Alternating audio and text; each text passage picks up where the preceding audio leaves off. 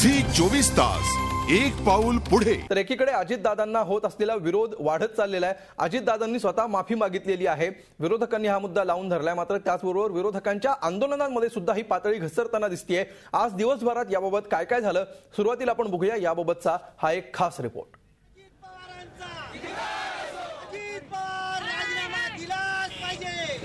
अजित पवारांच्या विरोधातला हा संताप आणि चीड विविध ठिकाणी झालेल्या आंदोलनातून व्यक्त झाली। अजित पवारांचे माफीनामे आले तरीही विरोधक गप्प बसायला तयार नाहीयेत। अजित पवारांच्या विरोधात सुरू असलेल्या आंदोलनात मनसेची ही पातळी घसरल्याचं समोर आलंय। दादरला सुरू असलेल्या आंदोलनात एका लहान मुलाला पकडून त्याला अजितदादांच्या पोस्टरवर लघुशंका करण्यास प्रवृत्त केल्याचा धक्कादायक प्रकार घडलाय। हा मुलगा शाळेच्या युनिफॉर्ममध्ये होता। या प्रकारातून विरोधकांचंही भान सुटलं असल्याचं लक्षात येत आहे।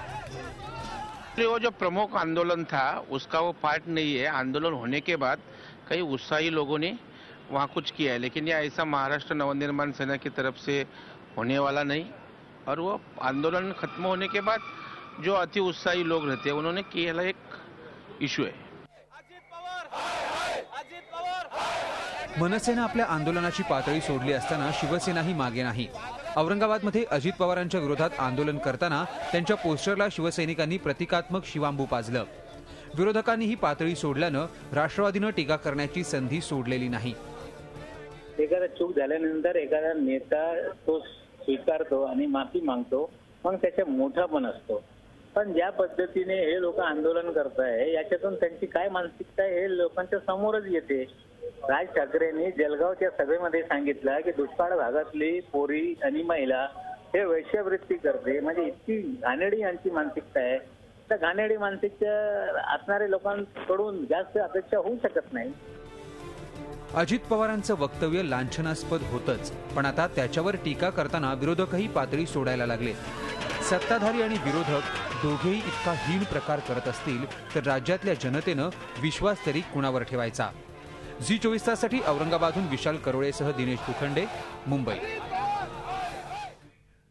आणि आपण चर्चेला सुरुवात करताना मी सुरुवातीला जाणार आहे महाराष्ट्र नवनिर्माण सेनेचे आमदार प्रवीण दरेकर यांच्याकडे। दरेकर साहेब, अजित पवार एवढा सगळा प्रकार होऊन सुद्धा राजीनामा देण्याच्या मूडमध्ये सध्या दिसत नाहीयेत। अशा परिस्थितीमध्ये अजित पवारांचा राजीनामा हा 3 दिवसांच्या कामकाजापेक्षा आणि इतर अनेक मुद्द्यांपेक्षा सुद्धा महत्त्वाचा आहे असं तुम्हाला का वाटतं? नाही, कसं असतं, म्हातारी मेल्याचं दुःख नसतं, काळ शोकावता कामा नये।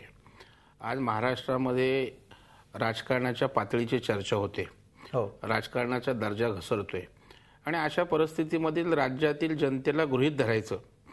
एका बाजूला विजेचा आणि पाण्याचा मोठा प्रश्न निर्माण झालेला असताना त्याच वीज खात्याचे मंत्री, त्याच पाणी खात्याचे, जलसंपदाचे मंत्री अशा प्रकारचं भयानक वक्तव्य जर या ठिकाणी करत असतील, शेवटी रयतेचा राजा हे राज्य चालवत असताना मुख्यमंत्री असतील, उपमुख्यमंत्री असतील, हे राज्याचे रखवालदार आहेत आणि मग ज्याच्यासाठी ते आहेत आणि त्याच विषयाला जर त्या ठिकाणी न्याय मिळत नसेल किंवा त्यांच्याकडून अशा प्रकारचं वक्तव्य केलं जात असेल तर त्या ठिकाणी राजीनामा मागणं हे त्या ठिकाणी स्वाभाविक आहे। निश्चितपणे कामकाज तितकंच महत्त्वाचं आहे, परंतु शेवटी कामकाज करणारी लोक जर अशा मनोवृत्तीची असतील, अशा प्रकारचं जर त्यांचा स्वभावाने वागणं असेल तर उद्या त्या सभागृहामध्ये कामकाज झालं आणि राज्यकर्त्याने राबवणाऱ्या जर ह्या प्रमुख मंडळींनी त्याचं जर अंमलबजावणी नीट केली आणि असेच उद्दामपणे जर वागले तर दुर्दैवाने या राज्याचं भलं होऊ शकत नाही आणि विनाशाकडे हे राज्य जाऊ शकतं।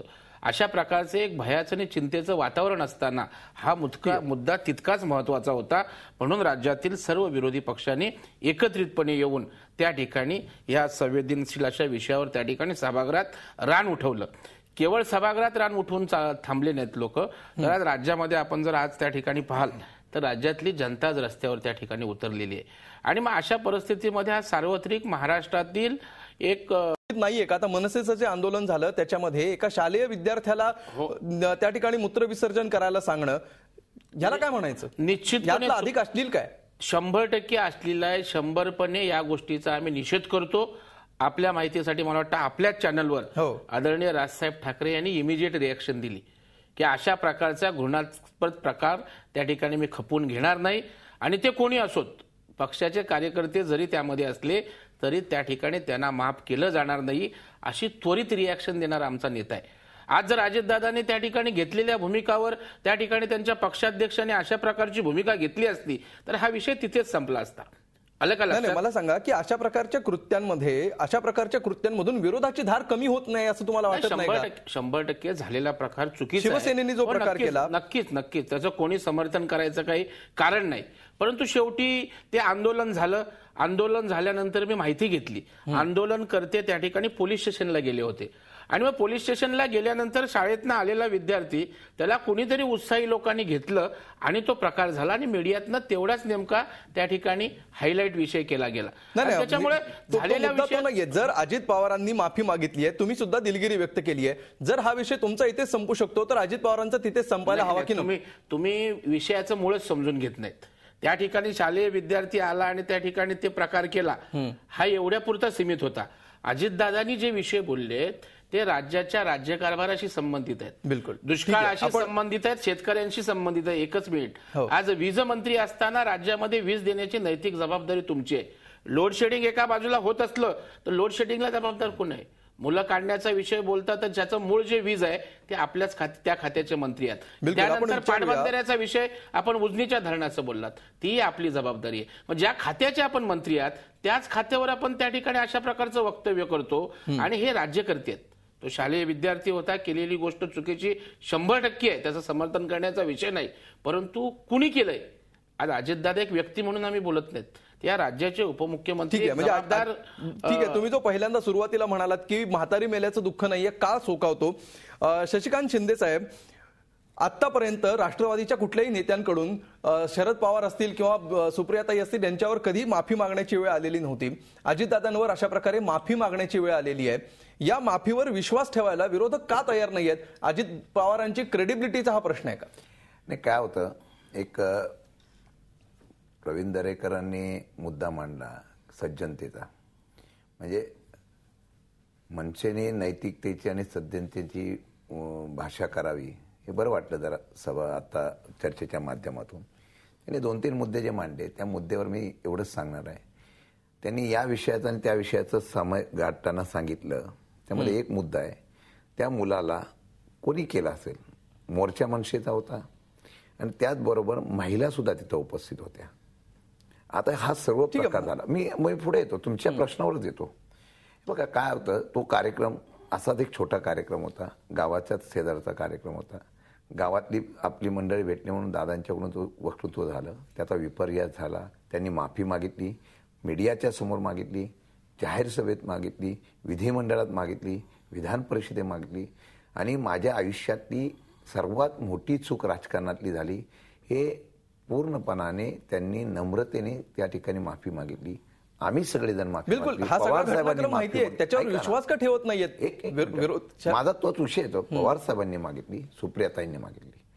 हा विषय ज्या वेळेला एखाद्या व्यक्तीने चूक केली म्हणून विनम्रपणे अख्ख्या महाराष्ट्राची आणि सर्वांची माफी मागितल्यानंतर हा विषय इथं संपाय पाहिजे.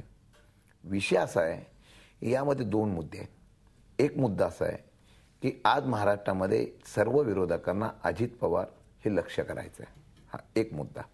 दुसरा मुद्दा असा आहे की त्याच्या माध्यमातून जो विधिमंडळात 3 दिवस कामकाज बंद पडलेलं आहे, बऱ्याच मागण्या होत्या, बिलं होती, यामध्ये ग्रामविकासापासून अनेक मागण्या होत्या, काही गोंधळात मंजूर झाल्या. बिलकुल, पण हे सगळं होऊ शकलं असतं की, म्हणजे मी सांगतो ना, माझं त्या विषयावरच आहे, मी येतोय त्या विषयावर. विषय असा आहे, चर्चा करत असताना यांची जी मागणी आहे की मुख्यमंत्र्यांनी माफी मागावी, दिलगिरी व्यक्त करावी, ह्या त्यांचं राजकारण आहे. मी जर चूक केली तर माफी मी मागितली असेल तर हा विषय इथं संपला पाहिजे, हा मोठेपणा दाखवायला पाहिजे. मगाशी हे म्हणाले राजसाहेबांनी त्याप्रमाणे ज्यांनी केलं त्याचा निषेध केला वगैरे, हे झाला, हा विषय संपला पाहिजे. नाही ते का आम्ही त्याचा इश्यू करायचा? राजसाहेबांनी यांनी मगाशी सांगितलं, पवार साहेबांनी माफी मागितली. हे म्हणाले राष्ट्रवादीच्या प्रमुख नेत्यांनी काय बोलले, पवार साहेबांनी सर्वांनी विषय मांडला, त्याच्यावर ऍक्शन घेतो बोललो. पवार साहेबांनी अशी ऍक्शन घेतली असते तर माझा विषय होऊन द्या. आता विषय इथं संपला पाहिजे. परंतु गेले 2-3 दिवस विनाकारण ठरवून, हे पॉलिटिकल ड्रामा आहे, पॉलिटिकल गेम आहे, ह्यामध्ये पूर्णपणाने चर्चा करत असताना विधिमंडळात चर्चा करून द्यायची नाही. मला एक उत्तर द्या, आज जे चर्चेला मागतायत 23(1) खाली 35 खाली या कलमाचा आधार करून चर्चेला येतात. माझं असं म्हणणं होतं की ज्या दिवशी हा विषय झाला त्या दिवशी पहिल्या प्रथम विरोधकांनी चर्चा करून मग त्या ठिकाणी निषेध. बिलकुल, या सगळ्यावर आपण येऊया. मूळ प्रश्न असा आहे की अजित पवार काहीही चूक नसताना, अजित पवारांच्या दृष्टिकोनातून आपण विचार केला राष्ट्रवादीच्या, केवळ आरोप होत आहेत म्हणून सिंचन घोटाळ्यात राजीनामा देतात आणि आता इथे माफी मागण्याची वेळ येते तरी सुद्धा त्यांना राजीनामा देण्याचं मूड येताना सध्या दिसत नाहीये. हे नेमकं का होत आहे? असं आहे बघा, विषयामध्ये राजकारण आणण्याचा प्रयत्न होतोय असं माझं म्हणणं आहे. त्यांनी राजीनामा देण्याच्या बाबतीमधला विषय जो आलाय तो विरोधकांनी लावून धरला होता. अजितदादांनी त्याच वेळेला संध्याकाळी सकाळी येऊन जनतेची माफी मागितली. अशी परत चूक होणार नाही हे ग्वाही दिली.